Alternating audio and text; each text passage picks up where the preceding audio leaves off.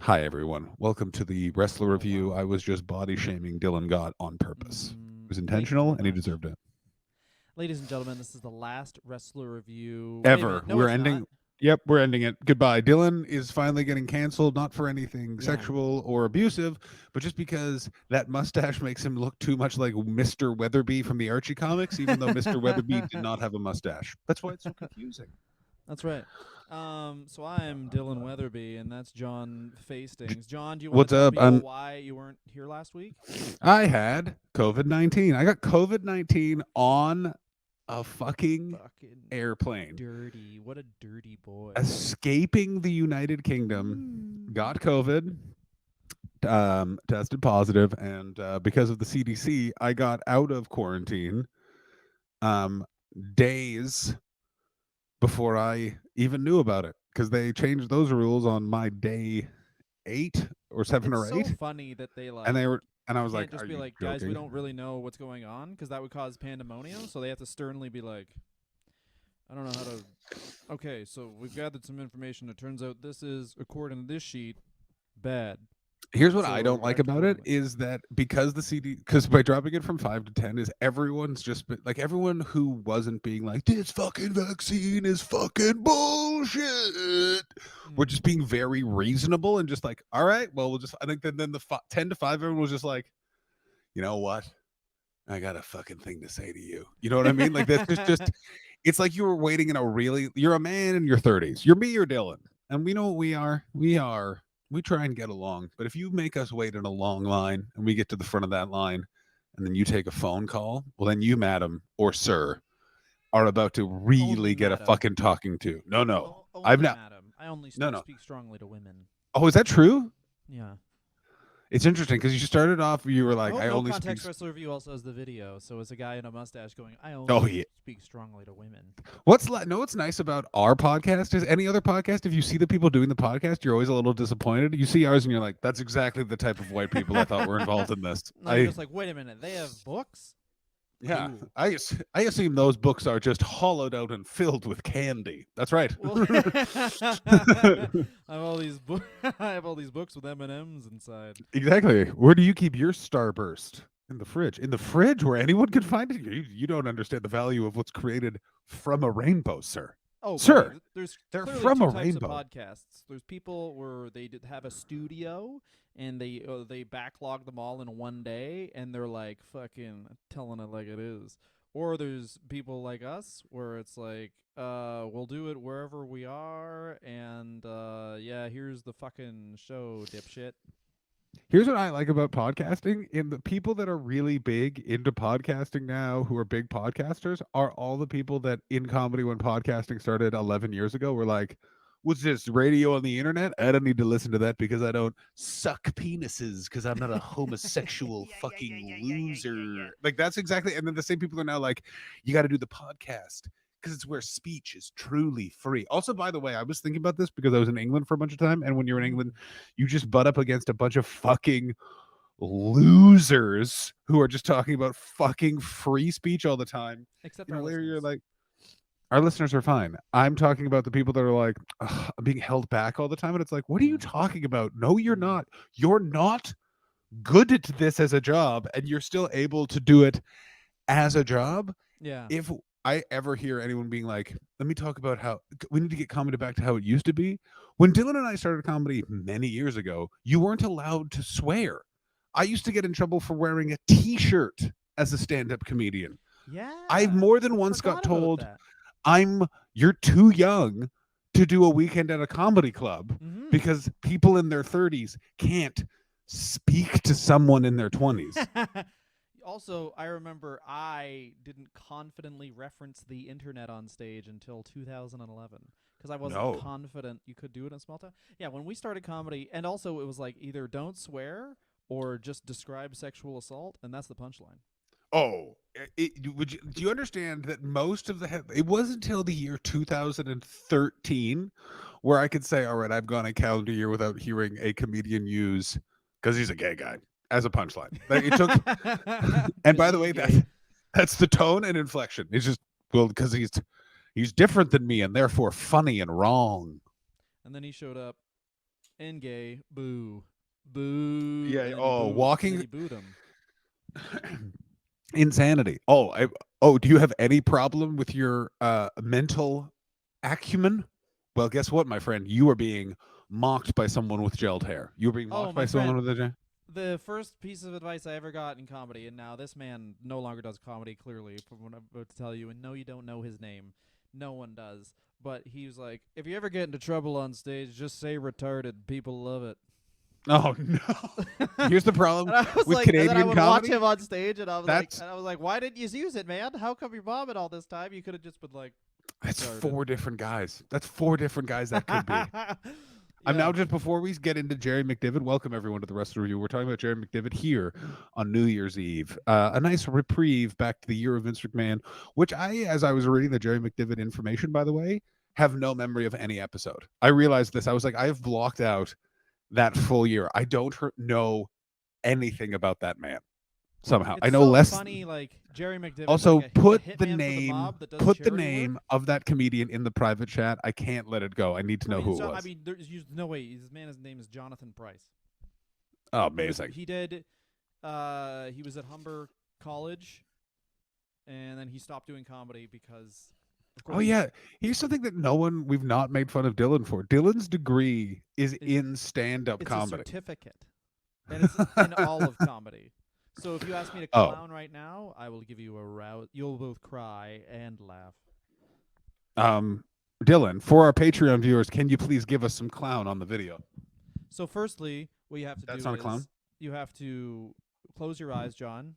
We're going to teach you guys how to get into clown. All right, now you're passing all your dead relatives. I hate Say this hello, already. John. Say hello, John. No, I'm No, not. you have to say They're hello. not. No. Then you're not in clown, and you're wasting my fucking time. You do Say take hi. being in clown. Hi. To your dead relatives. Hi, dead relatives. No, specific ones. Hello, dead uncle. Okay, fine. Not even gonna use the name. No, what's weird? That was actually a woman. A man. That's a woman. That's a woman. Ooh. Yeah, that was my a big aunt ball uncle. of clown energy that you accept into your heart. I went to theater school, and we never did something this stupid. I had to find my inner swamp one day, and I remember in the middle of it, and you were like, my hand's already on my ass. Ooh, it's like Louisiana down there. I like to suck it. I like to get sucked. I like to suck it too. Ooh, it's like Louisiana in my asshole, and that there's a fan boat in there. Ooh, yeah, I ate pizza again, trying to wipe my butt, and I haven't shit. I'm a weird guy. I wipe my ass with the food item I've just eaten. Chicken tenders. I save one and wipe my ass with it. Oh my god! All right, can we? Shit, and then yelled so loudly, and I was just having so much fun. Imagine just a guy from going from the bathroom. Yes, yes, fuck yeah. I mean, I've definitely done that. After COVID and traveling for like a month. In the UK, like every day on like at least one train, like just insane amount of just fatigue. The day I took a full solid bowel movement, I walked fully into like as far away from the toilet as I could, just to celebrate how better I was. Taking a dump at a bus station's good too. I remember this happened on a megabus in the UK. Was a guy shit on the bus, and then the bus driver pulled over and chastised the guy for shitting on the bus. He was like, "Who shit on the bus?" Everybody knows you got to hold this in. I remember being on a bus from Oxford to London. I went to go into the bathroom, and he went, "You better take a bag." And I went, "Why?" And he went, "Ooh. Toilet's not broken yet, but it's gonna break." And I was like, "What?" And you want me to piss in a bag? And then he was like, I could see in his eyes, he just assumed I was shitting. And then he was like, "Oh no, you're fine then." And I was like, "What? What about me makes you think I'm just going to take a shit on a bus?" Toilet's only open for beating off. That's what I'd say if I was a bus driver. That Sunday needs some whipped cream. Have you ever masturbated on an airplane toilet? No. In an airplane toilet. Interesting. I'm the only one of my friend group who hasn't jacked off at work. I've never jacked off at work, but I have jacked off in an airplane toilet. Okay. How did you maneuver that? Were you just doing it with your wrist? I don't really know what I did. You're a big man. It was like it was a long time ago. I think I was like 18 or 17. Like I was a Everyone was like, he's gonna say 9. yeah, I I thought was that a was boy. 9. Yeah, I think I was a boy, and I think that was a carton of milk. Who spilt a bunch of old Greek yogurt in the men's Yeah. washroom? Hello, steward. Steward, I seem to have spilled a lot of gone bad cream of mushroom soup on There you my go. shirt, trousers, toilet, and face. There you go. Yeah. Well, you got to rub Fa- yourself down with it. Putting toilet after or putting face after toilet is the real confusing portion of that statement. What order did it happen in? We'll never know. Anyway, Yeah. we are the spunk and the shit. So Welcome to the this Spunk radio and Shit. show, Spunk and Welcome to Shit, the Spunk and Shit and we're gonna review. fuck. I'm Spunk. This is Shit. We're gonna have Yeah. intercourse with each other's mouths and noses. Does that happen on easy rock stations? I wish I would. I would do. I would if I was rich. I would just. No, we'll pay you to be on the air, and I'm the spunk, and my partner's name is the shit, and he is Barry Manilow. Hi, Hear this everyone. office rock, you gotta fucking pay, and without us. I mean, talking here's about my it, question. peanuts. Imagine. Okay, we need to talk about Jerry McDevitt in 4 No, we don't. minutes. Okay, whatever. Let me say this No, we about. can. We can. So here's what No. I I tried want to to talk just say. about I Jerry just want to. McDevitt. I just Go want to on. make this point, which is there are people right now entering the radio industry. There are people right now whose dream it is to be a radio DJ, and that's the worst thing you could possibly want to imagine. That you're like, I'll tell you what I want to be, Casey Kasem, and it's like, no, that job doesn't exist anymore. That job is now a podcast, and it's for free. There are and this is stupid because I went to school for comedy, but there are college courses in podcasting, John. No, there isn't. Yeah, there is. I made a joke about it on Twitter, and people just started responding with college courses that were just like, here's how you get into audio podcasting. And there are obviously podcast companies. Like if you get linked up with Wondery, or you get linked up with obviously ESPN or any of these TV networks that are trying to transfer into digital media, that's great. But most of podcasting is just us. Well, here's the thing: is Chris Betts looked at because Twitter or Twitch got hacked, and they released the actual metrics, and it is correct. Because our thing doesn't get that many viewers per capita, but when you look at it in the great scheme of Twitch, we are like, whoa, we are not bottom of the barrel, even close. And for podcasts, this show is not is one of those things where it's like, wow, those gentlemen are. I thought they'd be getting more listeners based on how long they've been doing the show. And it's like, no. This is as many as we need. Anything more, and we're really going to have to answer some questions about some impressions done during the month of Roddy Piper. Or what? No, I'd say we are. I don't know. We're like the Apollo Crews of podcasts. I absolutely agree with that. But no one cares. But also, we're the no, we are the Brody Lee of wrestling podcasts. Okay. We've been around a long time. Everyone's fine, and at a certain point, it's going to be uncomfortable when people are still wearing my merch. And also, sometimes our wives say racist things. Oh, did his wife say a racist thing? I don't know. She said something, and then people were mad. The problem with things on Twitter is, unless you look at Twitter all day, you miss the thing that was actually the issue, and you only see people chastising, and they refuse to say even what they were mad about. This is why I really like my Twitter, because I've really muted a lot of people. A lot of people. Okay. I've been cut. The rest of the review, that is not muted. Dylan Gott, not muted. Mute yourself? That'd be great if you muted yourself. You're like, I have muted so many very close friends because I was just like, I'm taking Twitter back to what it used to be, which is just jokes and just weird oversharing. We're going back to 2011, baby. So many people cut.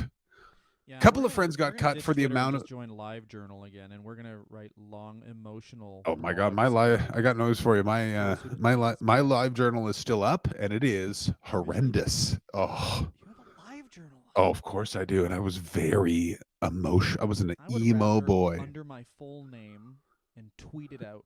Do a solo masturbation vid than someone like, here's my LiveJournal or my MySpace. Ooh. I've given that link. Chris Betts has that link. It's read out often on my Twitch stream, that LiveJournal. Oh, yeah. Not in months because it's so uncomfortable. Well, that's the biggest draw for your Twitch stream that I've ever heard. Watch my Twitch stream. You'll barrel through us talking for however long, but the reward at the end is the sweet, sweet LiveJournal. There's live journal reading. The level of honesty that I'm bringing to the table, and that there are truths being I did shared. it again. I ate a cookie. I did it again. I took a shit in my deck. Nice. Mine would just be a rank. I had one website and it was just ranking my who I thought the coolest mobsters were.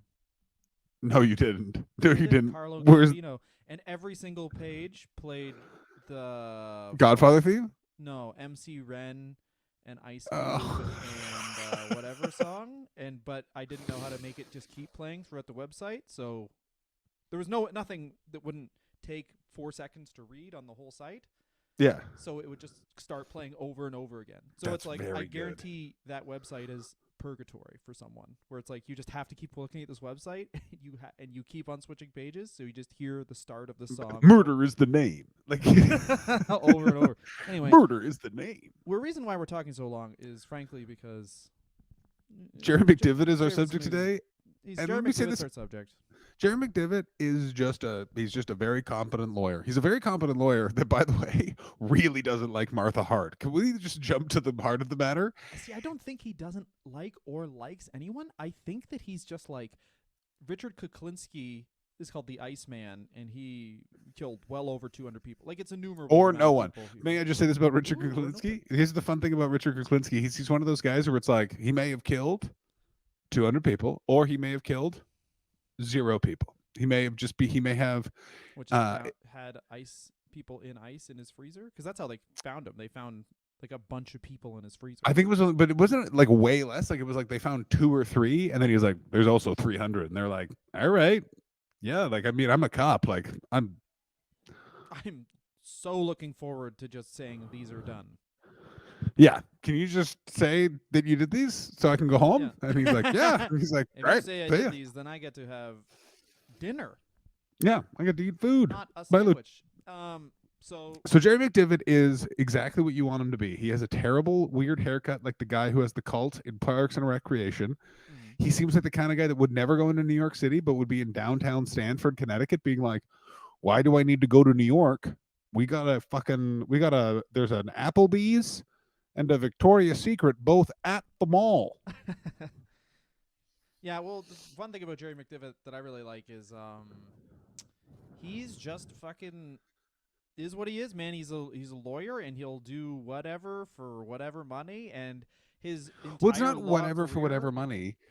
He's a lawyer in that his job is to defend his clients. So he just defends them incredibly well, and he Yeah, uses whatever means are available. Like it's also that weird thing about wrestling is you can wrestlers do are this for any so lawyer though, impressed. where it's like Yes, exactly. That's the you thing make is, them out to be but such a every piece of shit because it's like, oh yeah, the money is in defending a guy who is absolutely guilty.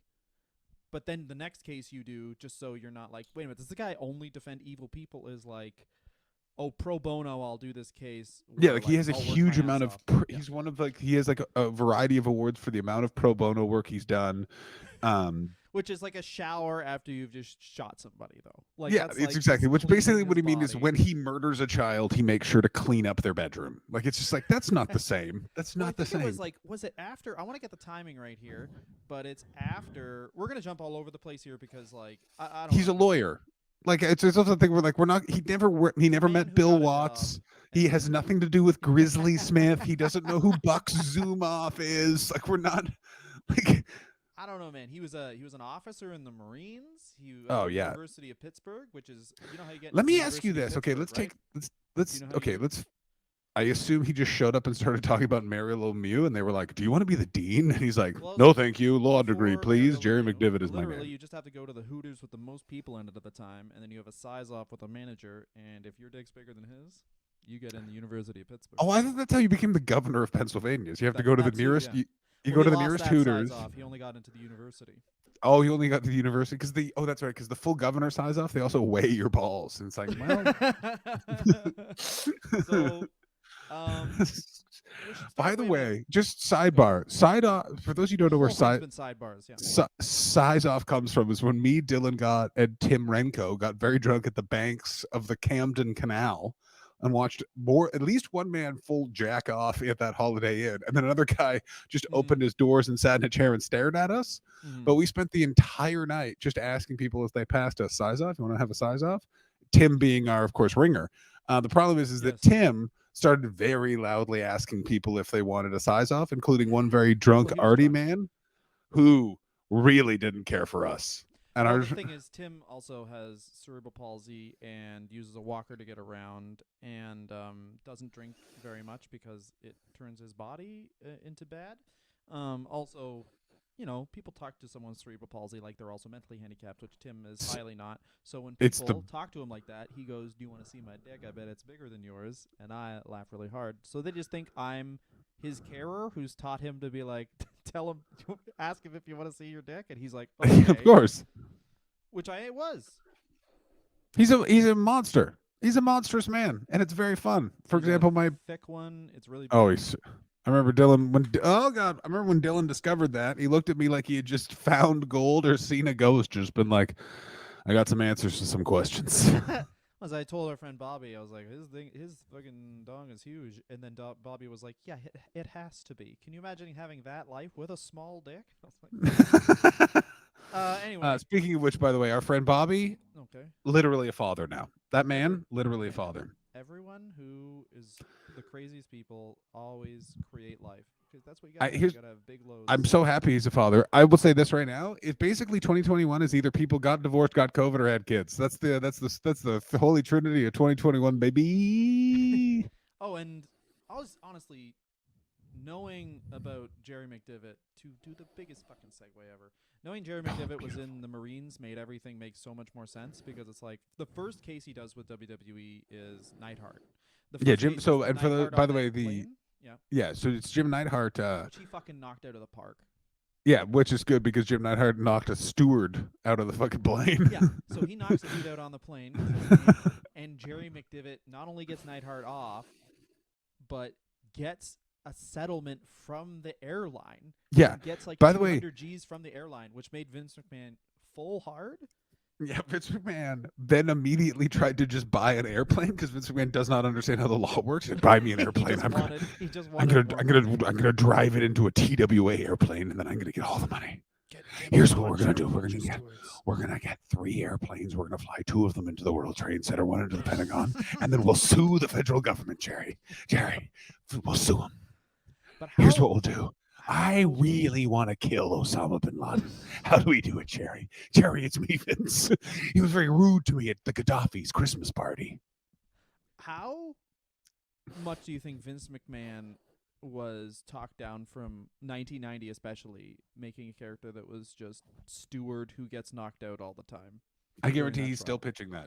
I guarantee that there's a day at the headquarters in Stamford, Connecticut, which is Vince McMahon tries to get these ideas to work day. And it's just Bruce Pritchard crying while Vince McMahon's in various costumes. Get it, I'm a steward. And then I get punched in the face. And then I'm bad. And then I get killed by Rene Dupree. Where's Rene? So, all right, Jerry McDevitt, more fucking sick ass fucking lawyer shit. So basically, he meets Vince. Him and Vince so basically, what it have is a long kiss with lots of eye contact, open eyes yeah, the whole time. basically what it is that means that once here's what I your just eyes off one realized. of them, When you look at me, I don't think any wrestler had a lawyer before Jim Neidhart got Jerry McDevitt. When have you ever heard of a wrestler being involved with the police, with anyone, and then they went, and then I called my lawyer? They never call a lawyer. This is the thing. I'm just really Vince McMahon. Here's how he pioneered the wrestling business. He just started hiring an attorney, and people were like, so funny.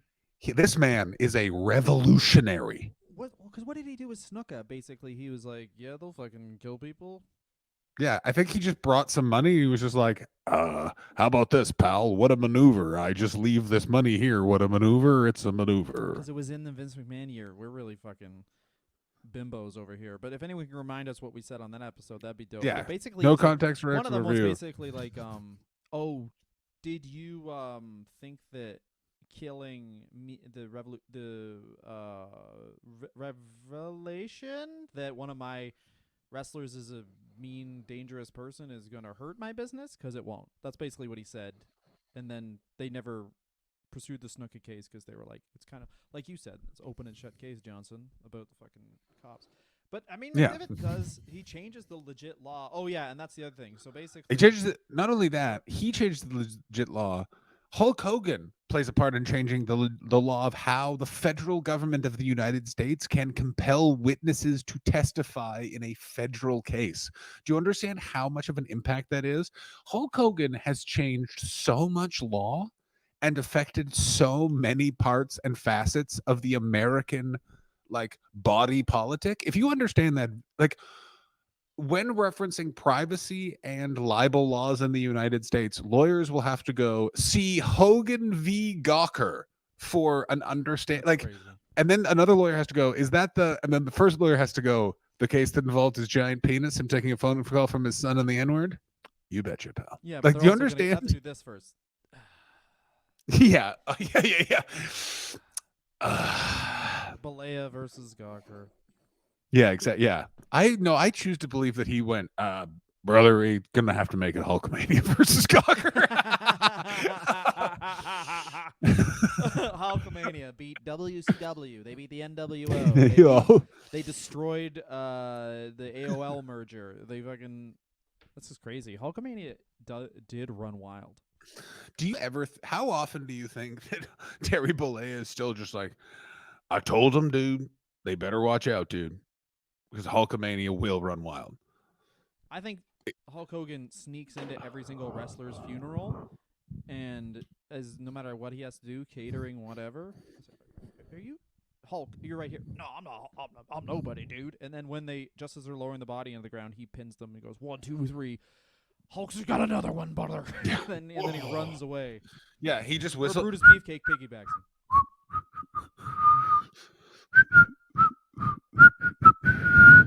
He just whistles his own theme song as he's walking away. So McDevitt, Gerald. also he becomes the attorney for, and so John said, by virtue of, oh my god, this guy actually, but he's perfect because he's like, yes, he's obviously a lawyer, but he's also a Marine, so he like knows bullshit and assholes. You remember the Marines are the ones Yeah, who, basically what it is last week said Randy Orton couldn't be in the Marine because he's a fucking asshole. Oh yeah. Which is so good. But think about that. So he's an officer in the Marines. So this guy can sense bullshit and he knows fucking crazy people. So which is ball that wrestling is. So Jesse Ventura sues the company in the early 90s and gets a settlement for like $1 million. So do you know what he sued him? Do you know what he sued him for? No. So it's a very specific contractual understanding, which was Jesse Ventura asked Vince McMahon, should I be getting royalties for this? Mm-hmm. Vince McMahon said no.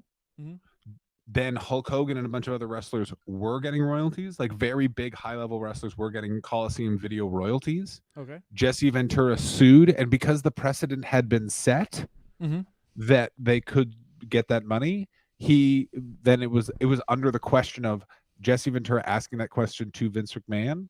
Vince McMahon shouldn't have been able to answer it. It was a contract negotiation by misrepresent. Like, it was like that thing of Vince McMahon represented it specifically to Jesse, so Jesse got that money because Jesse is a very smart mind and knows how to manipulate these things a little bit. That's why Jesse was trying to start a union, all of that sort of stuff, and Vince didn't have Jerry as a lawyer for that lawsuit, so you needed a very clever lawyer to defend against that case, which you wouldn't have really been able to defend against anyway because Vince fucked up and cost himself that money. But everyone else didn't have a case because they never were asked by Vince McMahon. They just were like, well, I should get royalties too.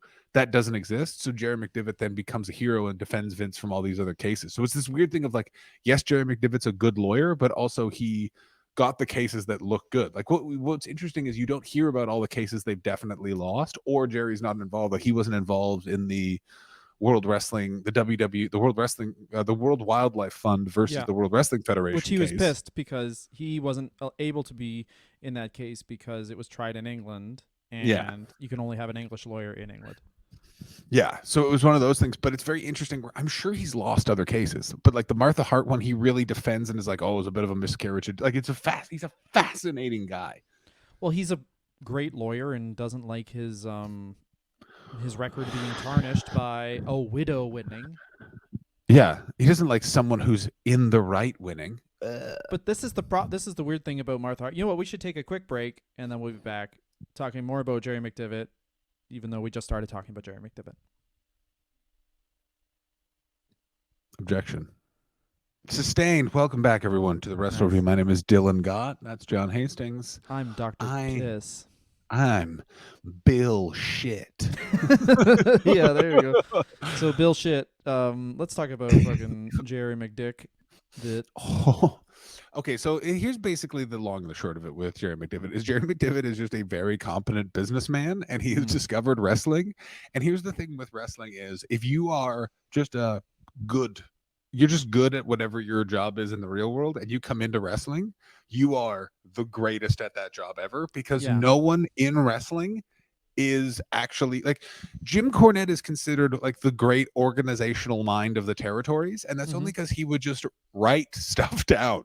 Like, bear in mind how bass backwards wrestling is Vince McMahon took over the entire business internationally in 2 years by simply just competing. Not even like competing that hard, but just bringing competition to an industry, and none of them knew how to fight back. Like the only Yeah. people that knew how to fight back was a crippled, no personality junior boy who bought some planes and a lot of mink coats with Dusty Rhodes. Like it's so Jerry McDevitt, I don't think is the best lawyer. Jerry McDevitt is just the lawyer that found the place where it's like, how do I defend this man against this crime? Well, he's accused of fucking a cat by himself. What do you mean he's suing himself? He's suing himself. He is oh fuck, who's that guy with the mask? That's who I was trying to make it. The magician character who wrestled one match in the Oh my god, 1990s. it was like Phantasmo or something. Yeah.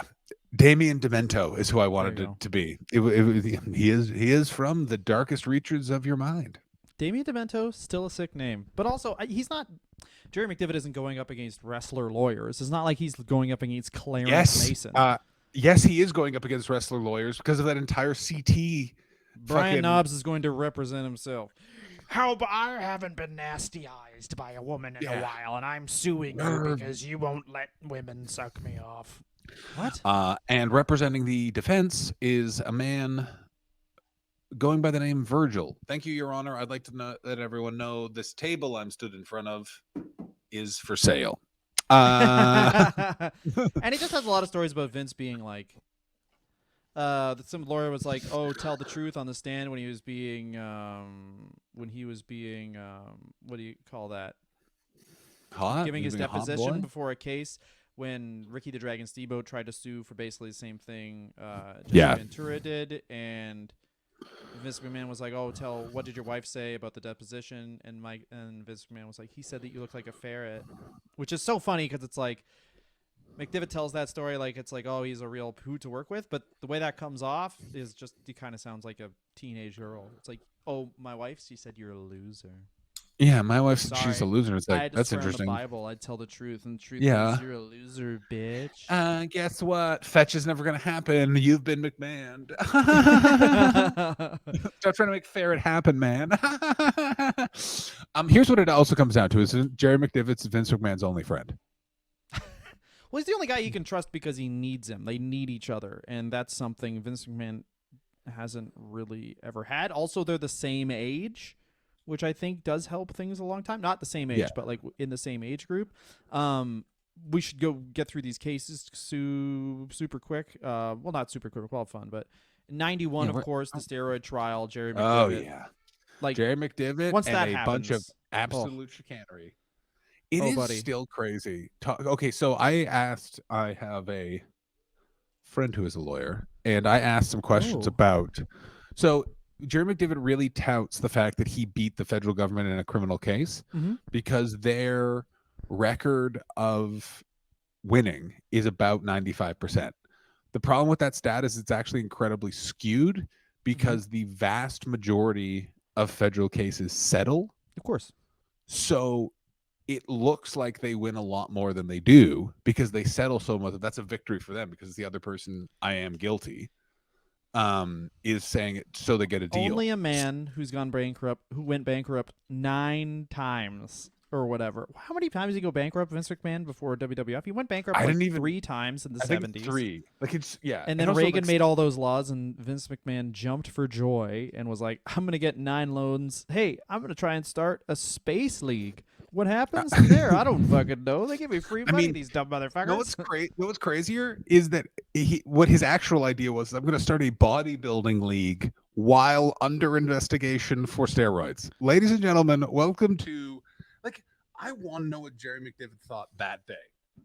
What do you mean? What are you doing? What are you doing today, Vince? Oh, I just started a bodybuilding league. You're joking, right? No. You know Fuck that shell you. company I had? I'm still gonna go ahead with the shell company. It turns out. You know how I'm on trial for drunk driving? I just opened a school to teach people how to drink and drive. To get high and drive. Yeah. So Hi. On I my want to say cum. this because, all right, so in 1991, on behalf of Hulk Hogan, just basically so Hulk Hogan wouldn't have to testify in the trial, he obtained an unprecedented ruling This is establishing that prospective wild. witnesses at criminal trials could resist government attempts to compel testimony on federal privacy grounds, which is crazy. It's Incredible. basically, I don't wanna, so I'm not gonna, and Yeah. they're like, sounds good. I will not testify. I cite McDevitt v. People. And it's kind of like, I do understand where he's coming from, because it's kind of like Vince is just, there's a guy, it's kind of like a dude in a club who sells blow and everyone knows, and people like the club and they like Oh, blow. that's very funny. Yes, So like you George are right. Bryan's the guy that sells blow and Vince owns the club, and it's like, is the guy who owns the club liable because that guy sells blow? I don't know that law, but it's like, Yeah. you know. No, but yes, they are, depending if the person is an employee. There is actual laws on this, and I know it from watching a documentary called Limelight about Peter Gatien. Oh, okay. So what are the laws? Recite them to me. Depending on how involved they are with that employee, the government can make a connection towards, as in, if I own the nightclub, you're dealing cocaine. If I have no idea you're dealing cocaine and I'm just paying you to be a busboy, we're fine. But if you're giving me 10% of your cocaine profits for operating in my nightclub, very much involved. That's the distinction. There has to be like a link between the two. Which there And it's wasn't, but that then it's like this weird link where it's like, obviously steroids made wrestling more popular, and that gave Vince money. So was there a link there? And it's really hard to connect that, and McDevitt's too clever to let that be connected. And it was also that thing of what they actually should have done with the steroid trial is not accuse him of distributing in any way, but it was the idea of he was doing unfair employment tactics, because he was basically implying that you need to have steroids to perform in the way that you're doing, which, by the way, they could have totally gotten him on. There's definite evidence of that. Or sort I mean, of shit. if they come after him for like, hey, these guys are subcontractors, why? Oh, of course. That's Jerry McDevitt. Jerry McDevitt's fucking Mardi Gras, his holy grail, is that eventual fight. And that fight will one day come. Because here's the problem is, well, if the whole Andrew 90s Yang... is his, like, that's his fucking prime, because it's like steroid trial. Soon after that, which a lot of people forget about, was sorry. Oh, Dylan he said one losing his factor mind? in the no, because I wanted to remember this. He said one factor that helped them out was that the judge was 85, who was assigned to the steroid trial, and he was vacillating between lucidity and senility during the This trial. is wild. Which is insane. What's more insane is that Jerry McDevitt was like, you know, we got lucky. The judge 100%. tried to fuck its mallet. The judge genuinely thought I was me and I was the judge, so I just said a bunch of rulings, and he went, "Oh, sounds good." Yeah. You know that scene in The Sopranos where they go to Italy and they meet the Don, and the Don has lost his mind and is just in a wheelchair and just keeps quoting various New York locations? Oh, you remember, or the one where he bangs his cousin and everyone turns to the camera and goes, "'Cause that's sick." I do not remember that episode of The Sopranos Tony at all. bangs his cousin in The Sopranos. When is that? Tony bangs his cousin in Italy. Spoiler alert. She's not his cousin. Isn't she? I thought she was his cousin. No, she's just another Italian person. Well, They're not that makes all it related. less hot. That old man in that episode, that is the judge in the steroid trial. Pretty much. Yeah. Anyway. Major Deacon Express.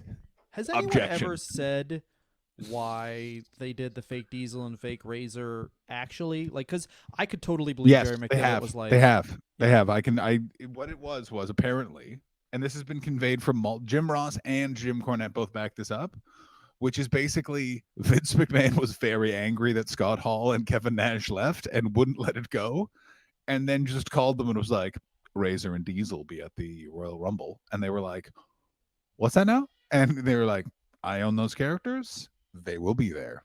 get me 2 people to be Razor and Diesel. And so Jim Cornette then had to train 2 people, to do Glenn impressions. Jacobs, and I never remember who Rick was. Bogner. It was Rick Bogner, who was fake Razor, and he had to teach them how to do it. So this is what I want to say is that Because that's like, where that that's seems like where a the Jerry line, McDevitt idea, where it's like, protect the we're suing copyright. them exactly. It So does- you have it to prove that 100% these people are independent of those characters, and they're violating that copyright by using those characters. So we have to have people come out. It'll be dumb, but whatever. And It's crazy. I never even thought that it was a completely illegal strategy, which, by the way, makes so much sense. It's pretty genius because it's like, I mean, for sure Vince is crazy maybe at that time and just doing that because he's like a control freak and he wants to believe that he's made everything and everything is his. But I think it's also what it is Jerry McDevitt knows how to work with Vince McMahon's neuroses and madness. Like, he knows how to be like, oh, I know actually why he's doing this. Yeah, but it's also like free money where it's like, this guy trusts me and he's paranoid as shit and I'm his attorney forever now. All I got to do is win. And obviously this guy's clearly like a very good lawyer. Like, obviously, I don't fucking know. I'm going to say it. I think it's an interesting thing because he's admitted he's practiced a lot and he seems very experienced. And I think he is probably a very shrewd, good attorney. But again, he's very lucky in a lot of his prestigious cases we as wrestling fans are aware of are wrestling cases. And a lot of wrestling cases involve criminal dicks. Like the Martha Hart case. Yeah, he was going to lose that. And by the way, he says, like, we've never told our side of it. We know what happened in Kansas City. And it's like, Jerry, I know what you're doing. And is that you are basically like trying to make it seem like there is some sort of altruistic nature to you losing that lawsuit. But your boss tried to cut a corner. He used a negligent company. It resulted in the death of someone. You owe that family. Which is fucking crazy that he tried to cut that corner given how much money they made. That was the craziest part. It was not even that. He was cutting the corner of how quickly it took Owen to get out of the harness. In the end, it came down to, I'm not waiting 30 seconds for this joke. This joke must be done faster. Why are you doing this joke? Well, I'm punishing that man for not pretending to fuck someone else's wife on television by making him dress up like a goof. Like, never forget, Owen Hart is alive if he just agrees to pretend to like Deborah sexually on television. The world is a living nightmare. We live in hell. I am the devil. Dylan is the guy being tortured in one of the circles of hell. John, turn your hat around, please. I'm about to say something that's about to break this goddamn podcast. Go ahead. Every time I hear that story, I just think, Owen, talk to your kids, tell them wrestling's fake. Yeah, every time. I'm like, what if I was on if my son saw me kiss a girl on television, I wouldn't be like, don't give me the money, he'll think I'm cheating. Yeah. Just go like, oh, that's fake. Yeah, it's not real. Yeah. I'm acting. Yeah. I love your mom. Your mom's right here. Yeah, it's not real. Don't be like, yep, it's fucking kayfabe. I gotta move out now. I never even Stu told me I gotta move out. Yeah, it's even So worse if now. I kiss I someone didn't on even the realize. street, Stu's like, So, you gotta fuck her, you gotta fuck her this too, is you gotta fuck her, you gotta fuck her. Oh, I thought that you're cheating on your wife, which is good because I hate her and I like that other woman. Good. All right. Here's the thing. We got an angle where you fuck your mom. Yeah, That's good. You gotta really fuck her then. yeah. We got an angle. Actually, I've been doing You an look angle like with me, your at least brother at the back. Smith, It where I looks like beat him up. young me. And we're doing another angle with your brother Bruce, where I hate him. I hate your brother How Bruce. about we It's a do gimmick. a brother I'm living- angle with we're- Brett where he gets a stroke? Yeah, let's do an angle where my friend Bill kicks Brett in the face, and then I watch it. So this is the funny. I want to know the timing of this. You Go do for it. know how I, Stu Hart, live, which is if my kids are suffering, I feel better, which is why when Owen died, I lasted another 10 years. I contracted cancer when Brett won the title. It makes me Yeah, weak to see you strong. I want you to know that I was at death's door when Andre the Giant died, and then he died, and then I was like, good, I never liked him. Oh, wait. Helen Wasn't loved him. racist enough for me. Yeah, Helen enjoyed his company, and I'm glad he's dead because that made her upset, and everyone knows I like it when Helen's upset. It made her mouth go up on both sides. Some people call that a smile. I call it a failure. I call that's your mouth making devil horns. I'm not a devil, man. You So- don't make devil horns with your mouth. You fucking, I don't even know what this voice is anymore. Get it. Oh wait, it's the classic. Starts out good, ends up bad. Anyway, I want you to know, I by the way, want I to was about to know. call. I was about to call Helen Hart. I was about to have Stu Hart call her an old cunt, and I felt There very you go. bad. Why? You're an old cunt. There you go. Good. Well, that's what they do during their banging. Anyway, so 1999, he takes 2 cases. First one, he defends his company, the WWE, against Martha Hart in her 1999 lawsuit. The second one he does is he, and this is the first recorded case of this. He gets the family $215,000. The family of Judy Barrett gets a settlement of $215,000 for her family. She committed suicide, and he basically charged her husband, who was an abusive man, Yes. with that case, which is great. So, like, obviously, you can drive someone to suicide, and then I'm assuming he did that as the mouthwash to the shit sandwich that he had to be like, you're going up against this woman whose husband just died. Oh, this is easy. I could no. You're defending killing him. Interesting. Okay. Well, I'll be evil, Jerry, and then I'll have to do. I just need to search the paper for someone to be on the side of. You know who Jerry McDevitt is? He's like Jerry Seinfeld in that episode where George does the opposite. Jerry McDevitt, he's even Steven. If he does something evil, he's got to do something real nice. Yeah, he seems like a superhero where it's like, which is why in the he has to shoplift all day so he can do a good deed at night. Yes, exactly. Like it's the year of the steroid trial. Jerry McDevitt then anonymously donned a hood and actually patrolled downtown Pittsburgh for 18 months, just doling out vigilante justice to quote unquote set the ledger level. Yeah, Jerry McDevitt was the one that taped Rodney King and gave it to the. Of course he did. He was. Yeah, he kissed the tape and went, "This is for the steroid trial," and then just brought it up. But this is the crazy thing, and it's funny that this persists until now. You also know that Jerry McDevitt was one of the main lawyers to try and stop the steal. It was because of the amount of money Vince McMahon made in COVID. Jerry McDevitt was like, "Oh no, I have to make this good again." And then he showed up at the Capitol, and then he whispered in Officer Goodman's ear, "Take them up the staircase so the senators can escape. Don't ask me any other questions." Yeah. And then Jerry just disappeared into the mist. Jerry McDevitt is basically like that guy from Quantum Leap. He's just making sure the timeline continues in an appropriate, positive manner. Yeah, but he's also walking around with a needle just with new batches of COVID, just so the WWE stays in the performance center and just injecting people with COVID, making sure. Also, by the way, WWE talent no longer has to test for COVID at all. Of course. Why would we need to be monitoring that situation? I mean, AEW's bad too because they're like, yeah, oh man, WWE's so bad. We're having another full crowd here in Las Vegas, and it's a kissing match versus Sick Man. I don't know, he's coughing or something. He says if he's tired, and that's against this pregnant woman. Well, because here's the thing with AEW that's really good that I continually point out to many people because they're like, they're so ethical. I'm like, yes, you're right. Their main creative head also did a wrestling podcast with Donald Trump Jr. They are not good people. They are also rich people from Florida. All they are is they're not older. They're not as old as Vince McMahon. Tony Khan will be history's greatest monster in a Vince McMahon style in 40 years when he's like an old crazy man and he's created his own universe. I mean, who knows? I don't know. I mean, there's certain fun things about it, like We'll talk. You know what? We'll do an extra episode about AEW, and we'll get all our thoughts out then. But no, Martha Hart versus Jerry McDevitt.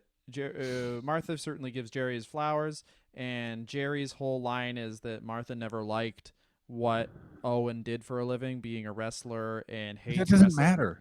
But that doesn't. I understand his point because it's at that shade of like, well, this is what she doesn't hate wrestling. She hates. Her husband was killed by a man. Yeah, this is the thing: is she hates that her husband was killed at his job, which happened to be wrestling. Like the only person in wrestling who's not then beholden to Vince McMahon for money. Like I'll take you one step further. She's the only one who's just figured out she's not beholden to Vince McMahon for money. Like, do you understand that? So, like, the Hart family, if you really think about it, they were just like, well, some of my siblings work for this guy. I better be nice to him. Like, what money has has fucking Teddy Hart's mom gotten from Vince McMahon? Like, why is she being loyal to the WWE? They're just dumb. They're the worst type of. It's a trait of Canada, which is this is the thing I heard is the thing I'm loyal to, so I'll be loyal to it. And you're like, why? And then they're like, don't ask any questions about stuff you don't know. And you're like, no, but you don't seem to understand the situation either. Hey man, he's a good guy. My name's Smith Hart. I think it's worse than that. I think it's like it's honestly just like entertainers. Like they're just beholden to the spotlight. Where it's like, but he'll put me on the big screen and tell everyone I'm handsome. Some of the Hart family are not involved in wrestling, and they also turned in against their Mark mind. Hart. They are. No. No matter where you go in this world, if anyone here goes to, and we talk about comedy a lot because we are comedians. If you go to an open mic in any city in the world, and you see a guy who like doesn't do that well, whatever, that guy in his head is still 2 steps away from being famous. That's show business. You're all right. And that's exactly what the Hart's families are. Where it's like, I guarantee Bruce Hart was like, you know what? I go on a hot streak against Goldberg. They're putting the strap on me. Like he still thinks that. When ever have you heard of Georgia Hart? Well, first Allison of all, Hart. it sounds like someone who writes romance novels, so I haven't. That's pretty cool. And so because Diana and Ellie were both involved vaguely in wrestling, as were Keith and Bruce. Don't really know a lot about Ross. Just ridiculous. It's just weird. They're so weird. Wrestling's so weird, and Jerry McDevitt's such a weird character within it because it's like he's not a war profiteer. He's like profiting off of dumbness. He does dirty work though. Like 2014 to 2020, this is how many cases that were brought up against WWE. For CTE? Well, he literally is like he led the defense of WWE in consolidated cases, including involving dozens of plaintiffs asserting buried injury claims involving chronic traumatic CTE, of course. And this is the thing. It's incidental if it's in football. That's just like part of the game and whatever. So the rules allowed it. Literally, Vince McMahon was like, and then you get smoked on the head with a chair. Yeah. And what's so crazy is like, there's no way he didn't say that once. And what's also crazy is the lawyer that was leading the charge on these cases was just sketchy enough that Jerry McDevitt had room to blow it all up. That's the craziest thing about wrestling is Vince McMahon was in the wrong. A competent quality lawyer could have blown this shit up and taken him down. Instead, no thank you. Dozens of cases.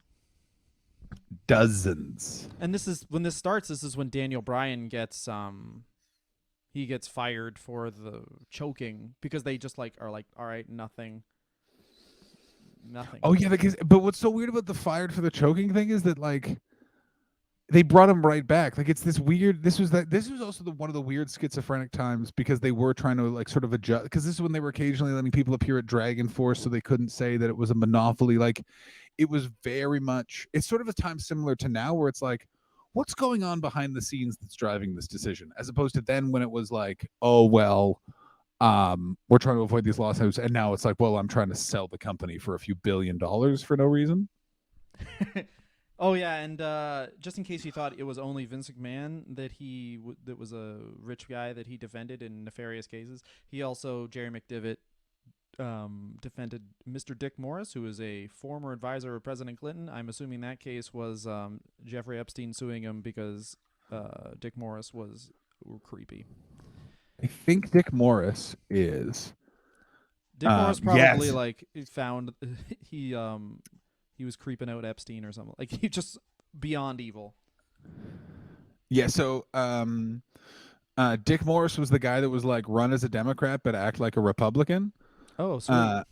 And then left and is now a big Trump guy.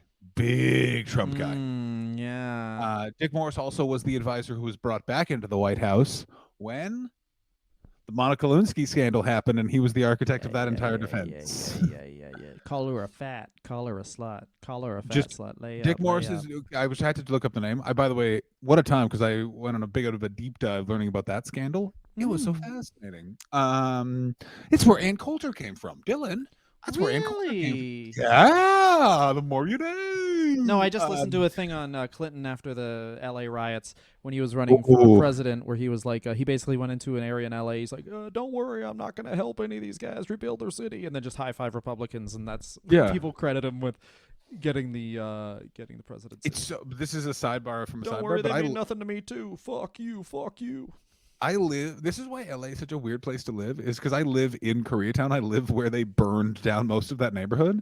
And when Dylan's been to LA, whenever you go to LA, you're always like, why would you let rioters burn down this nice, very much the middle of your city? Like LA's built so weird, where like everyone lives on the edges and the peripheries, and then you go into the middle of it, and you're like, why wouldn't you live here? This is so much nicer and convenient for everything you want to do in your city than where you live. And they're like, no. You're supposed to drive for 20 minutes. because of the 50s. Because of the 50s. Yeah. That's why.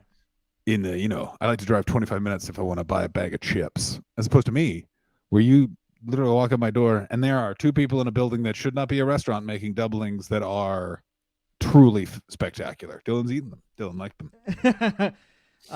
So yeah. Same day, by the way. Same day, I had to leave a recording of the Wrestler Review because my at the time wife was taking a shower and left my building and had to walk to the streets to find a public toilet to take a giant shit in. If Dylan remembers that, I left him in my apartment. I went, I'll be right back, and I left. I walked in a bucket. I walked 4 blocks and took a dump in a burrito fusion restaurant that's since closed. Yeah, of course they did. You took a dump in there. You just yelled, "No cash, just shits." I yelled "Devil's Burrito," full open. Oh, by the way, I take a shit with the door open when I use a public toilet. I want them to know. So yes, but let's talk about the 2014 to 2021. Is Jerry McDevitt basically just being like, "What's that? Wrestlers from the 80s and 90s? Say goodbye to your dreams. Yeah, no money, fuck you." Which is also like probably McDevitt was probably the guy who was like, send some guys to rehab because that looks good, because then it looks like they have the option. I mean, that seems like a lizard thing to say, but well, the thing is, you have to remember with a lawyer is doing a job that's separate from who they are as a person. And when you're dealing with something specifically like the law is a set of specific rules. This is how you specifically have to behave. Now, there's gray area around that involves ethics and morality. But when you're dealing with a lawyer only cares about the law. Was the law broken? Ethically, morally, that doesn't matter. Was this law that this case is about, was that broken? And Jerry McDevitt, because he is who he is very good at picking holes at the other person's argument if they're not specifically in violation of this law. You could look at that. Martha Hart versus CTE. Martha Hart just went and got a lawyer. She just went and got an actual attorney. Mm-hmm. And I assume that Joe Laurinaitis and the other CTE, like they got a guy who's like, I don't know who this guy was that was leading all of these things, but you read his name and you're like, that's too many glottal stops for you not to be a sketchy guy. You know what I mean? It's also like Martha Hart was in the bad position of like, she's suing this dude for obviously something terrible, but also the entire Hart family is sort of beholden to Vince McMahon. Like, think about Harry Smith, Tyson Kidd, Natty Neidhart. All the next generation Harts are like, oh, this guy's the biggest. There's now a monopoly in this industry, and you're going to sue this dude, and now our kids can't make a living in their chosen industry. Do you know what I mean? So it's like, she, with the help of the Harts, with the resources the Harts have, maybe would have stood a better chance, but she only had the resources available to her. But now AEW is doing an Owen Hart Cup and stuff, which is great, and shows Martha Hart does care about wrestling. I just wanted to look up Konstantin Kairos, who was the WWE. Oh my God, his first website is the WWE concussion lawsuit. Yes. News.com.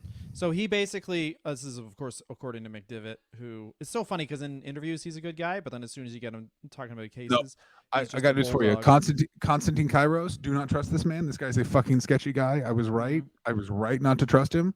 You do not launch a fucking class action lawsuit with a WordPress website, my friend. Is that what it was? Is it a It's dot WordPress. WordPress? I'm not. It's dot. It's not. He got the full No. URL, Okay, good. but he didn't pay for premium, so it's still presented like a blog. Like he's just using a template. He's not using his own designed website. I'm gonna say If this: you, sink the $500 in, get someone to make you a custom site. buddy, if we, the Wrestler Review, are able to Make an Angel occasionally, Fire. exactly, if we were able to make an Angel Fire, and I still am actually updating a GeoCities website about this website about this podcast, it's not inaccessible anymore. You could not have a WordPress like right there. This is the other thing is Jerry McDevitt, like, oh my god, he beat Konstantin Kairos, which is in the wrestling industry. It's like that's crazy, but anywhere else, it's like this is not crazy. Well, he said himself that Kairos basically plagiarized the case against the NFL, so it's like he just kind of had to do the same things. He'd already seen it play out, so he's like, okay, I'll just do the things I would have done differently. Yeah, but the thing also that's so funny is it was the he's actual 71 case, now, by the way, so he's trying these cases. He's a senior citizen when he's defending the WWE. yeah, he makes sure to get on the bus with a discounted card. He doesn't need it. He has his 100%. driver follow the bus. Goes, well, I got to get it for free. I gotta get in for free, but I also want the gas to be burnt. Yeah, Jerry McDeal. That's what they call me.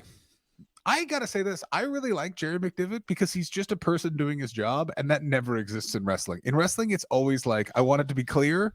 This was not my job. I'm doing this part of it because I like it. And you're like, fuck. Although there is this one thing. He says his quote is his one indulgence is his red Ferrari, but then also says his home is $1.75 million, where it's like, that's also, you don't need a $2 million home. Yeah, but here's the problem with inflation, Dylan. What? Is depending on where that house is, it might be a 1-bedroom house. If you have a $1.75 million house in parts of Toronto, you have a studio apartment. Like, this is the problem with the world we live in now. It's like, my only indulgence is my red Ferrari and my condo that costs $5 million. It is not big enough for me to enter. Like, it's just also like, yeah. I still also am. I'm eternally fascinated, and we can end this podcast now. And I thank you, everyone, by the way, for listening.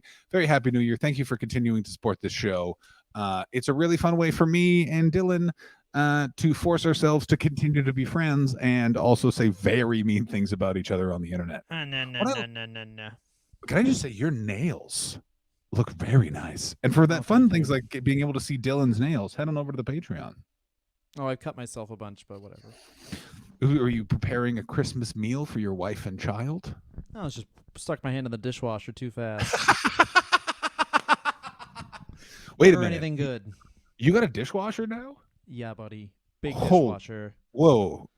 Dishwashers are the best. We could do another podcast about how great dishwashers are. But anyway, that's why I'm launching in 2022 the dishwasher review. Me and Dylan got. Oh man! First week, countertop for an apartment. Second week, Dylan's dishwasher. Third week, we're shutting it down, much like Dylan's notable teams was shut down. By the way, let's talk about notable teams in 2021. I never mentioned this. The notable teams is good. Remarkable teams. I mean, yeah, notable teams is a better name. Remarkable teams. Yeah, remarkable teams. The thing that I found remarkable teams so funny is I got a bunch of emails about it when you launched it from Wrestler Review fans being like, what the hell's he doing? Yeah, of course. It was wonderful.